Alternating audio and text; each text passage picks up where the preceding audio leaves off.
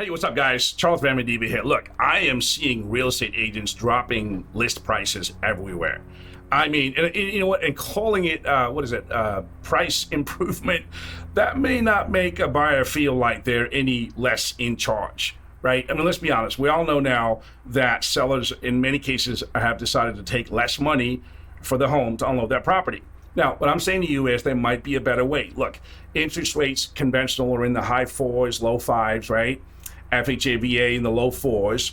And these are not terrible interest rates. We were there in 2019. The problem is these buyers have been seeing stuff in the twos for a couple of years, and they think that's normal. The fact is it's not, right? The reason we were in the twos for so long is the federal government was buying a whole bunch of mortgage-backed securities. That's a whole other conversation to be had. We don't want to go there right now. What I want to talk about is how do you, as an agent, how do we help bridge that knowledge gap and get buyers to pull the trigger? And I don't think dropping list prices is the best way. Because look, watch this, right? I saw one the other day on Facebook. Asking price for $600,000, agent drops it to $550,000. And I was watching this. And guess what? A couple of weeks later, dropped it again. Here's what happens. When you go dropping that list price, the buyer's going to see that. They're going to go, oh, look, the seller's a little desperate or something's going on. Maybe if we wait longer, they're going to drop it even more. Look what you just did. You just incentivized that buyer to play the waiting game, which might actually hurt them, in the future. So dropping the purchase price might not be the right signal, right? Because buyers are ingrained with, hey, they're dropping. Let me wait some more. Maybe the home's gonna be selling for $100,000 in a year. No, I'm just kidding. But seriously, not a good concept. I think there's a better way. Watch. Let me change screens here for a second. Let me change screens. Okay, watch. Let's just say, for argument's sake, you've got a $500,000 purchase price. Say you've got a VA buyer with a $500,000 VA loan, right? Now, of course, if they don't have service disability, the loan's a little bit higher. We get all that, whatever. Now, I'm going to pick an imaginary interest rate of 4.5%. By the way, I'm not going to be talking about APR. Okay, so don't go reporting me on RESPA. This is not a solicitation and this is not a disclosure. I'm just talking imaginary interest rate. So chill out. Watch. So you got a 4.5 30-year fixed. So the buyer, let's draw a nice straight line here. They're going to have between year 0 and 30. They're going to have a 4.5 30-year fix. A year from now, they'll have a 4.5. 10 years from now, they'll have a 4.5, right? 20 years from now, 30 years from now, they're going to have a 4.5 interest rate. However, what if, oh, I lost my zero.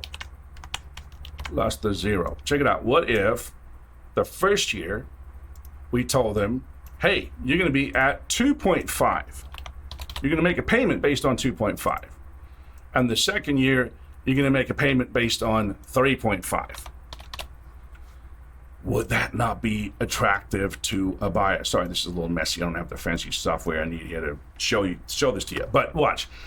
The first couple of years, they are going to have a lower payment.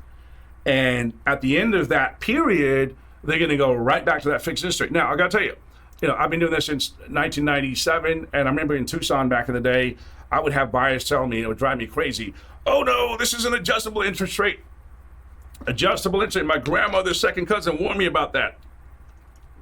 Evil. You're an evil person. Adjustable. Taboo. I'm running. Look, this is not an adjustable interest rate. This is a fixed interest rate. The only difference is that the first couple of years, you get to pay a lower payment. Now, watch. Let me switch to a different screen now, right? So I'm going to show you some figures. Watch. Loan amount, $500,000. Interest rate, imaginary, 4.5. Look at this right here. This is so important, guys. Please watch this. If, where is it? 500,000, right here. Watch this, 2-1 buy down. The first year they're paying at 2.5. That's a difference of $550 in their payment. Look at that. Would that not make it enticing for the buyer to get in? The second year, they're paying at $288 lower than a regular 30-year. And guess what? Your seller could be the hero. You see this right here?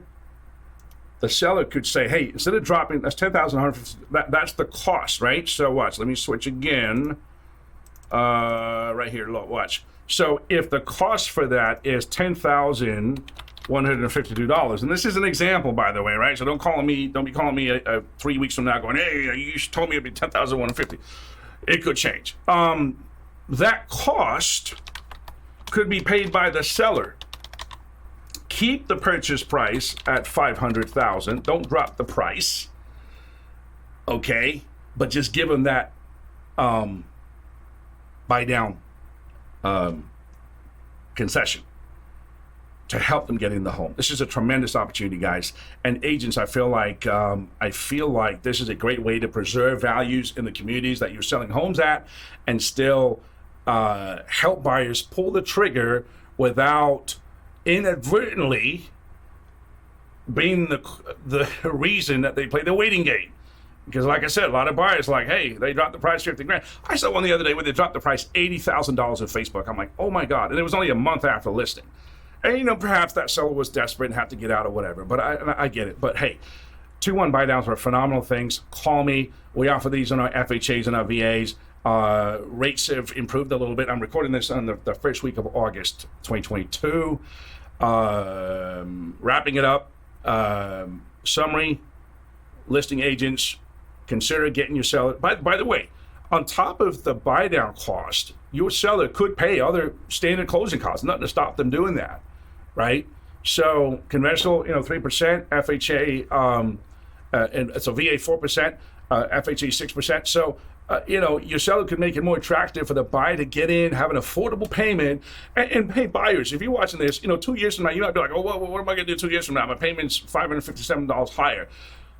In that 2 years, you might have the opportunity, if the market turns, to drop the interest rate by refinancing, or you might have an opportunity to refinance, pull some money out, and go pay off some debt that makes it more affordable for you to have that house payment, right? Pay off that Lamborghini that you didn't need.